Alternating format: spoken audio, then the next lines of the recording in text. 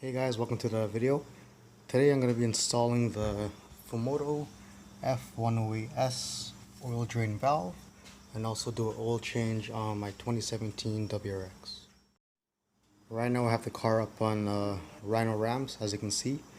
Alternatively, you can use jack stands and jack the car up, but I found using Rhino Rams a lot easier. All you have to do is drive the car up on the Rams and you're pretty much good to go to get underneath the car. Right now the car is up on the Rhino Rams, as you can see. Also, don't forget to add some wheel chocks to the rear wheels. You don't want the car to roll back as you're underneath the car. Right now I'm using the regular Subaru OEM oil. I just went to the dealership and I picked up a case of it. It's not too expensive. It's around $90 including the filter. I've been thinking about using modal oil for pretty much my next oil change. I spoke with the dealer and they say that they're getting modal XS, I believe that's what it's called. Pretty much when my next oil change is due, I'll see if they have the modal XS and I'll purchase it from there. Right now I'm waiting for the oil to cool down. I pretty much drove it all morning, so it might take around 10-15 minutes for the oil to just cool down a bit before I drain it out into the oil pan. Things you're going to need for this oil change is pretty much your Subaru OEM oil. If you're not using the OEM oil and you're using another brand such as Modal, make sure you have enough oil for your oil changes. I believe you need around 5.5 liters for your oil changes. That's how much I use anyways.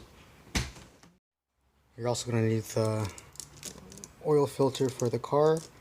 If you're not installing the oil drain valve, make sure to pick up a crushed gasket for pretty much the oil drain plug that's on the car right now. You're also going to want to get a oil pan. This one is a 5-liter oil pan, I believe. It's plenty for this car right now.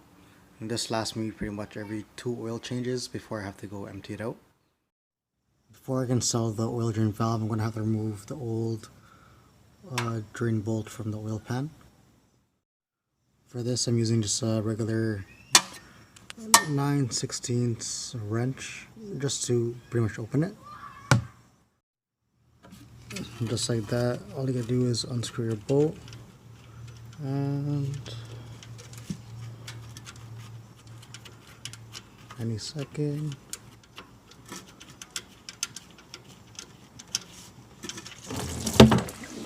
That's it. So we'll just leave that for around 5-10 minutes to drain out, and yeah. While the oil is draining out, you're going to want to remove the old oil filter from the car. It's on there pretty tight right now. I'm gonna have to loosen it up and get back to you guys. I've just loosened it up, and be careful when you remove it. There's gonna be some oil pretty much in the filter. Pretty much have some shop towels, and what you're gonna want to do is just clean up the inside here, just so when you're putting in new oil, you don't want any of the old oil to pretty much mix in with your new oil. Right now it's all clean. I'm still waiting for the oil to drain out. It's gonna take around another maybe 5 minutes or so.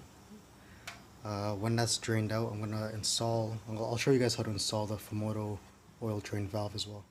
If you're wondering why I have a purple glove over my windshield washer compartment, is because the windshield cap pretty much broke off somehow. I was doing an oil change last time and I noticed it was just gone. Don't know how it got removed, don't know how it broke off, but I'm gonna be ordering a new one anyways. Hopefully you can find a nice looking one and it's not like a regular boring yellow cap. So this is the Fumoto F108 oil drain valve. It's a simple mechanism. You hold this clip and you turn it pretty much to the right, and that will pretty much open up the valves. If you want to drain your oil, it will open up. And right now you can see, I'm not sure if you can see the camera on my phone, but when you do open it, let's see, you can just see right through, and your oil will be able to pass through like super easy, and it'll be a lot less messy as well for future oil changes. To close it, simply lock it back. Let's see if we can do it with one hand. No? Yeah, pretty much to lock it back, you just turn it back that way, and a ball will pretty much come in and close it. Mine also came with a locking clip, so pretty much right now it's in the locked position. This will pretty much clip onto the clip itself, or clip onto the lever, and I'll pretty much stop it from, I guess, moving. But I don't really trust it. It's plastic and it can break off, but I'll try for now, see how it works. If it ever breaks off, I'll probably just get like a new one. But I've been reading reviews on this, and it seems to do the job pretty well in my case as well. The Fumoto valve also came with this blue fiber gasket. It pretty much just sits between the oil pan and the valve to stop any leakage. So the oil's been draining for the past 10-15 minutes. Before I install the valve, I'm just going to take a shop towel and pretty much wipe off any excess oil from the pan itself before you install the valve. You don't want any old oil still in there mixing with the new oil. We're now going to install the Fumoto oil drain valve. All the oil is pretty much drained out from underneath the car and the oil pan. Yeah, I'll show you guys how to install it. Installing the valve itself is actually pretty tight. When you turn it, it'll hit the heat shield. Like, it'll barely graze it. Just keep turning it. It actually does go through. So don't worry about the valve not being the right size. Make sure that you have the blue fiber gasket on there as well, just so you can have a good seal. You do have to torque this down. I'll put in the comments, I'll put in the description the proper torque specs of the valve, but for the sake of this video, I'm just gonna hand tighten it and just tighten it with a wrench. After it's installed, I will get back to you guys. Right now, the oil drain valve, it's currently on the car. It's actually on there pretty snug. I tightened it pretty well. After you hand tighten it, just make sure you don't over tighten it with the wrench. And I also have the clip, the Fumoto lock clip. It's actually pretty easy to go on, just like that. And that pretty much prevents the lever from moving anywhere. And yeah, time to put the oil in the car. Since I am recording this on my phone, some of these clips are actually not going to be landscaped, they're going to be like vertical.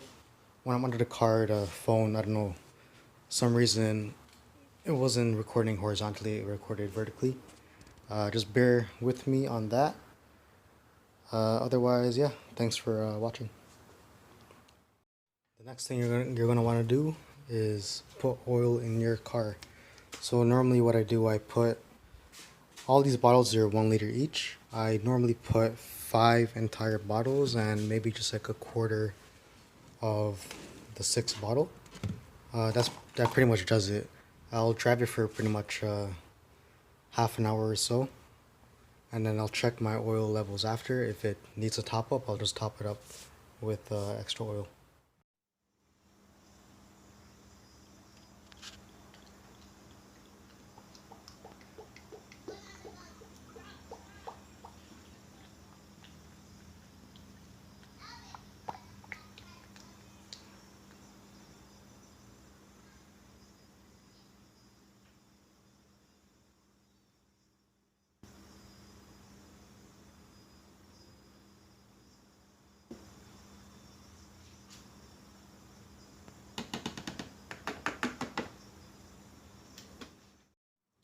So I just finished putting in around 5.25 liters of oil into the car.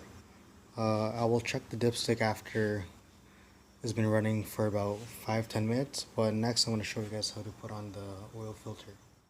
What I've seen people do is sometimes they would just pour oil like directly into the oil filter itself, but I normally what I do, I just get a little bit of oil on my finger and I rub it around the ring of the oil filter itself, and after that all you have to do is just pretty much put it on.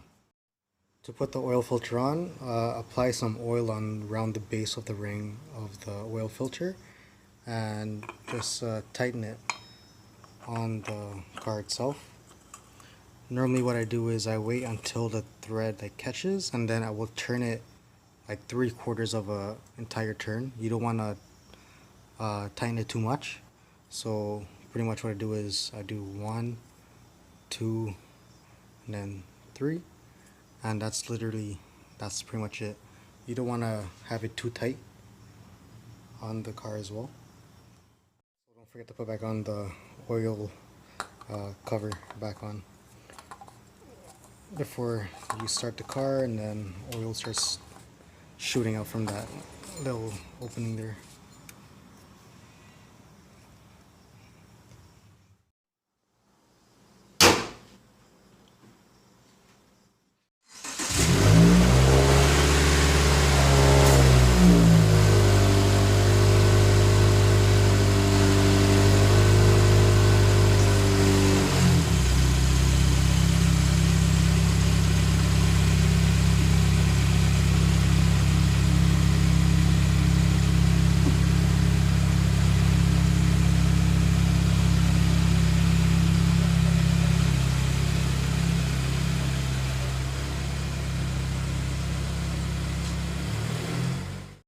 That's pretty much it for the installation of the Fumoto drain valve and also the oil change on my 2017 WRX.